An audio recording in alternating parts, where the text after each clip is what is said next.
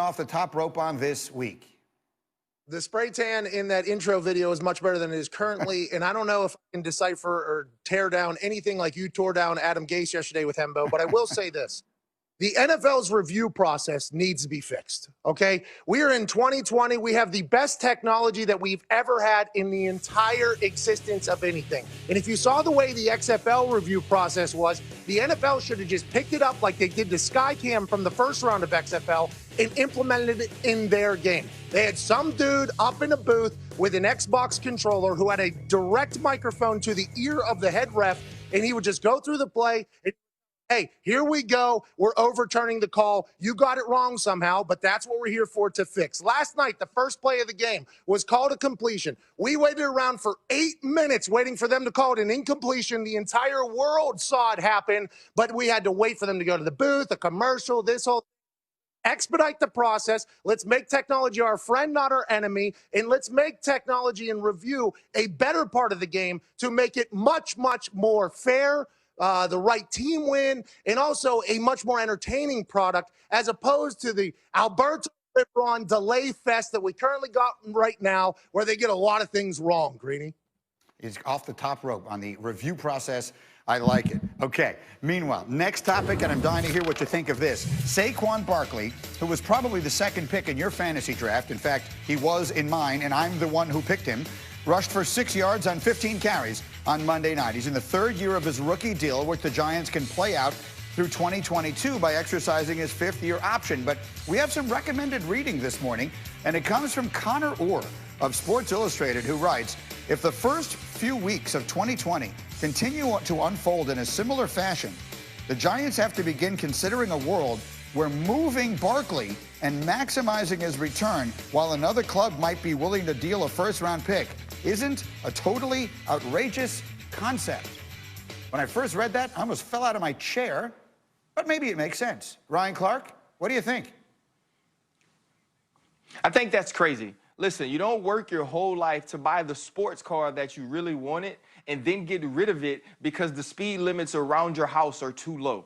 You find ways and you find places to use it, and that's what you have to do if you're the New York Giants. Let's think back to the triplets of old times with the Cowboys. They were a terrible team in Dallas. You get Michael Irvin, you get Troy Aikman, and then you get Emmitt Smith, and you become a dynasty. You already have Saquon Barkley. You have Daniel Jones. Continue to add pieces to this one great piece that you have in the backfield. The reason Dave Gettleman drafted Saquon Barkley with the #2 pick overall was because he was special, because he was different. And you have to find ways to use special, find ways to use different. And it's going to take great coaching by Jason Garrett. It's going to take Joe Judge to understand that, and better protection and better production from the offensive line. But you don't just quit right now because things aren't going the way that you want with Saquon Barkley. Over 2,000 total yards as a rookie. He got hurt last year, but still played well when he was healthy. And now one game, and you want to give up on it? You want to trade him away?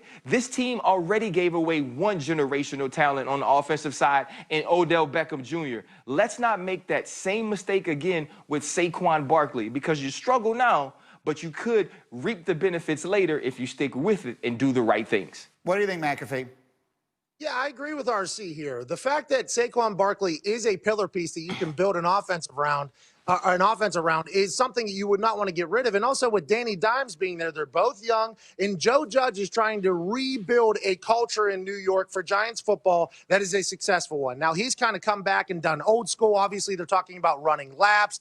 They're talking about doing this and doing that. In Saquon Barkley, if you listen to what Herb Street and Fowler said on Monday night, he's one of the guys who's bought in completely to that. So whenever your best players on your team are buying into the new initiative that the new coach is trying to put in, you never want that person to leave the locker room. Now, if you were Saquon Barkley's friends and team or agent, you might want him to get the hell out of there because that offensive line looks like it has more holes than most Swiss cheese, and he was getting blown up before he was even getting the ball a lot of time. But if you're Saquon Barkley and you've bought into the Joe Judge process of going old school, traditional, we're going to work harder than everybody else, we're going to do the Patriot way, and you have Danny Dimes, if you can fix that offensive line in the next year or two, I'm talking about Saquon Barkley rise back into prominence as being one of the best running backs in football. I don't think now is the time to get rid of Saquon, especially because he's bought in to the new culture that Joe Judge is trying to bring to Giants football.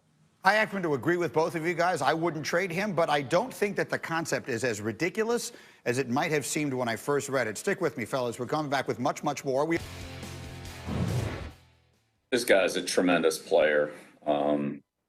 Honestly, I think he's, in a way maybe underrated by the media or the fans. I don't know, but I mean, I don't really see anybody better than this player. He can do everything. He's got obviously great leadership, playmaking skills. You put him up against anybody since he's been in the league, literally anybody in almost any category or in any category, really. Wow. Ryan Clark? What? This is Bill Belichick. He's throwing verbal bouquets. What do you make of that?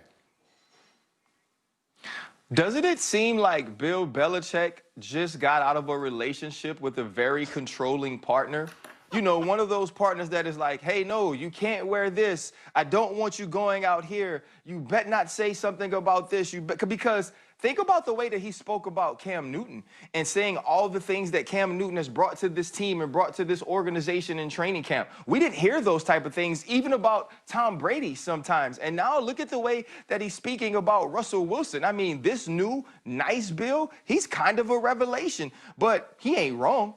When you look at Russell Wilson and what Russell Wilson has brought to this game, the way he's carried this team since getting his contract, Russell Wilson every year is a guy we speak about in the MVP conversation. It's because of what he can do with his arm, what he can do with his legs, and his leadership skill. And that was all on display this last Sunday against the Atlanta Falcons. Listen, I kept hearing, let Russ cook, let Russ cook. Well, Russ is cooking, he's baking, he's even serving the plates for the Seattle Seahawks, and he's done that for an extremely long time. And so I know Pat said, they fist bump and talk about wait till they see what we got with your big tail, Cam Newton. But Cam Newton's going to face a different beast on the other side, too. So he better come ready to bring it because Russell Wilson is one of the premier players in this league. And I believe if you ask teams, where would you start your team in the league right now this year? Patrick Mahomes would be first, but I believe that Russell Wilson will be the second name called by many executives. I agree with that. But Pat McAfee, what do you make of Belichick? This is not the Bill Belichick that we have generally been used to. Well, I think much to RC saying he got out of a relationship. I don't know if it was with somebody controlling, but maybe he's like, hey, let's get out of our routine. Let's do things a little bit differently. Maybe after 20 years of success, 6 Super Bowls, 9 Super Bowl trips, I can enjoy myself a little bit. But this is classic wrestling heel promotion, okay, promo.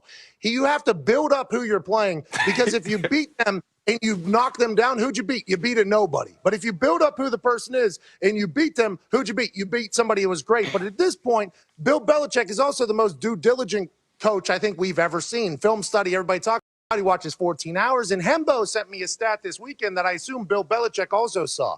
40% of Russell Wilson's yardage goes to undrafted players. So it doesn't matter who's on the field with Russell Wilson. It doesn't matter who they're playing. No names, some names, Ty Lockett, nobody else you know. Russell Wilson is always in the game, and it makes no sense. And I don't know how people feel about him off the field. They might say he's a little corny. They might say this. But anytime he gets on the field, they have a chance strictly because of the way he wills his team to victory, and he can throw the ball all over the yard. Metcalf is a stud. Ty Lockett's great. I think they're getting Josh Gordon back as well. The defense is always going to be the defense, and I think the media and fans don't get to see Russell as much. That's why we don't respect him as much. But once you start looking at the numbers, that dude is legit, and he plays for the Yankees. So that has to be talked about. We will see him coming up on Sunday night on national TV. Diana, to go back to the relationship analogies, we thought it was Brady who wanted to sort of get into something that would be a little friendlier and all that. And now he's getting yelled at by his coach in Tampa. And here's Bill, who seems to have changed his perspective. What's going on here?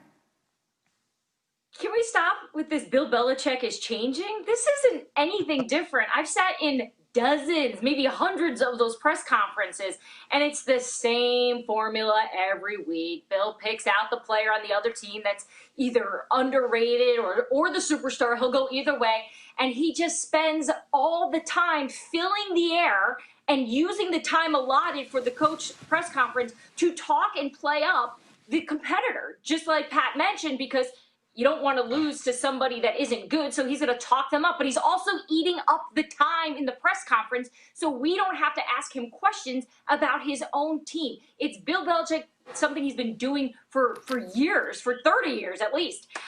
So to me, that didn't surprise me. In fact, I rolled my eyes when I read it. But I do think he's got tons of respect for him, for Russell Wilson, because they've gone up against each other 3 times. Russ has won 2 out of the 3 times. It really should be 3 out of 3 at this point. So I don't question Bill Belichick's respect for Russell Wilson. I do think he thinks he's underrated.